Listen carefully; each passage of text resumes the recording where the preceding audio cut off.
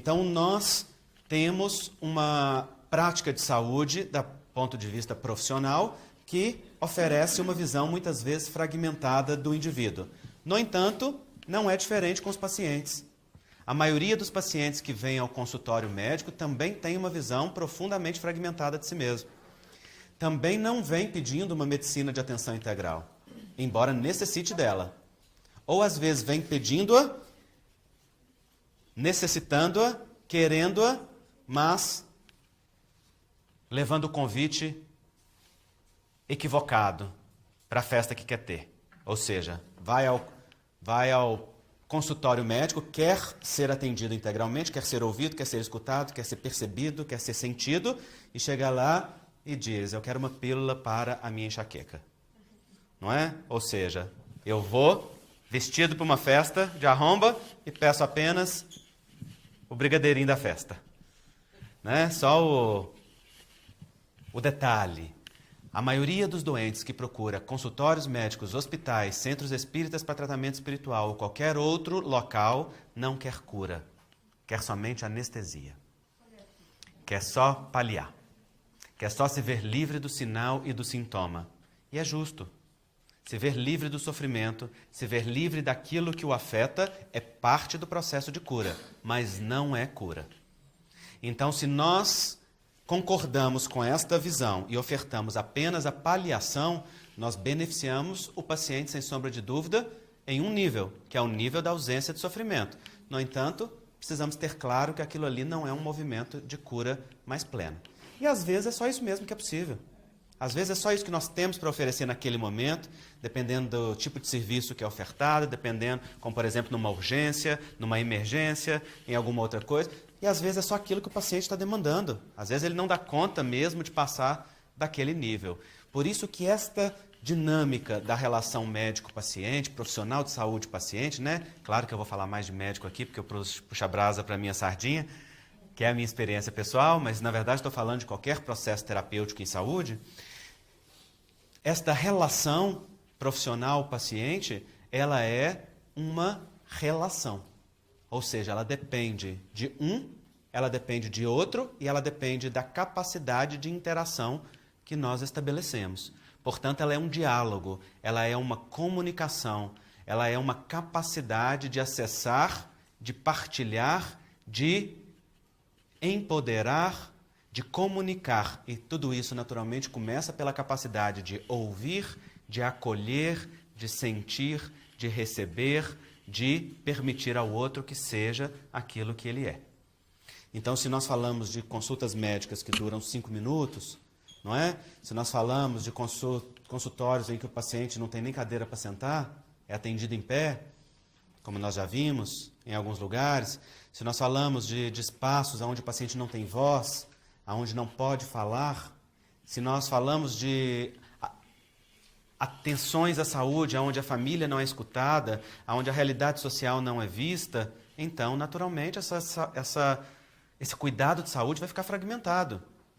Não é? Vai ficar empobrecido dentro das possibilidades ali daquilo que poderia. Então, a definição da OMS de um bem-estar físico, psíquico e social é algo muito amplo, no entanto, ainda muito desafiador para nós. Porque nos coloca nos desafios desta vivência que envolve limitações do profissional, do sistema de saúde, no qual o profissional e o paciente estão inseridos, e do próprio paciente. E essa conjugação, todos nós que somos profissionais sabemos que é uma dança, né? Em que a gente rebola o tempo todo para tentar driblar aí os empecilhos, as dificuldades de evocar a melhor boa vontade, a melhor presença. E se levamos em consideração, então, que o profissional é um ser humano, tão doente quanto aquele que ele trata, tão necessitado quanto aquele que ele recebe, que muitas vezes vai atender, né, colocando o seu sofrimento no bolso para poder cuidar do sofrimento do outro, então nós temos uma dificuldade ainda maior, porque esta visão idealizada de que o médico, de que a enfermeira, o enfermeiro, o fisioterapeuta são pessoas que não têm problema e estão ali de boa vontade porque o sacerdócio da vida daquela pessoa é servir, isso daí é lindo, só no livro, não é? Porque no dia a dia prático é um ser humano lutando com as suas próprias dificuldades, com seus próprios vazios, evocando o seu melhor amor e a sua melhor presença para fazer aquilo que escolheu e que elegeu e que gosta, mas que encontra as mesmas dificuldades que qualquer outro ser humano. Então nós temos uma equação que é difícil. E nisso nós vemos que todos são heróicos. São heróicos os profissionais que lidam com as suas próprias limitações para dar conta de ofertar, alguns mais, outros menos, isso é muito individual. São heróicos os pacientes, que têm a paciência, que enfrentam as limitações deles mesmos e do próprio sistema para poder ter acesso àquela atenção. São heróicos pacientes e profissionais que enfrentam o próprio sistema, seja para lidar com as características ou para dar conta de mover-se nele. E aí nós temos uma situação, que é aquela que nós nos encontramos, não é? Me lembrei aqui agora de uma frase de Emmanuel, ou de André Luiz. De quem é essa frase? Essa frase é de Emmanuel, eu acho. E ela diz que a medicina do futuro será eminentemente espiritual. E aí ele diz assim: posição difícil de ser alcançada na atualidade devido à febre do ouro que envolve as atenções em saúde. Não é? Nós estamos num sistema que é mercantilista.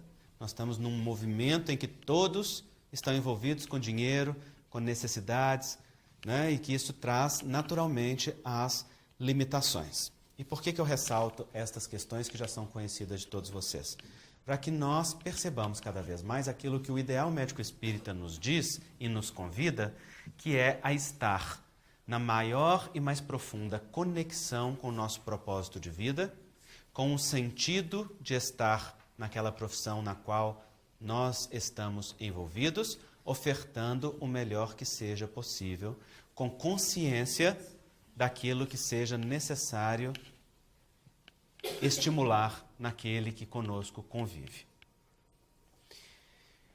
E isso é importante porque se nós falamos que cura é um processo de ampliação de consciência, nós profissionais de saúde precisamos olhar com muita profundidade para um padrão muito frequente entre nós, mas particularmente frequente entre os médicos, que é o ideal de salvação.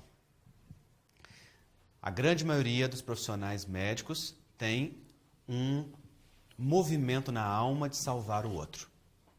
E este salvar o outro, em boa parte, é entendido como um movimento paternalista, em que o poder é conferido ao profissional, a responsabilidade também, e que é feito o que é necessário para salvar o outro. Isso é prático quando nós falamos, claro, das atenções à vida, nas emergências e nos cuidados que salvam vidas diretamente, né? E não é disso que nós estamos falando. Eu estou falando de movimentos da alma profundos e que estão em todas as consultas nossas, que levam a gente muitas vezes a fazer mais do que o necessário por aquele paciente, a ocupar o lugar que é do paciente, a assumir responsabilidades que é do paciente, a não enfrentar os desafios de empoderar o paciente para responsabilizar-se por si mesmo. Porque às vezes é mais fácil liberar uma prescrição rápida para aquele paciente do que trabalhar com ele a educação em saúde para que ele não necessite daquela medicação naquela frequência, como, por exemplo, os psicotrópicos, não é? Que hoje nós temos um uso abusivo dentro da nossa sociedade. Então, olhar para aquilo que nos move dentro da prática de saúde é muito importante. No final, eu posso falar um pouquinho mais sobre isso, caso vocês desejem, dentro da perspectiva sistêmica, dentro do que esses movimentos significam dentro de nós, do ponto de vista, né, da ideia sistêmica. Se nós, então, acrescentamos ao conceito da OMS as definições de espiritualidade que o Espiritismo nos traz, então a conceituação fica ainda mais complexa. Nós temos uma definição do Espírito Emmanuel no livro O Consolador, onde ele nos diz que, na questão número 95, que saúde é a perfeita harmonia da alma. Olha que interessante a definição de Emmanuel. O que é alma, gente? Um espírito encarnado. E o que é o espírito?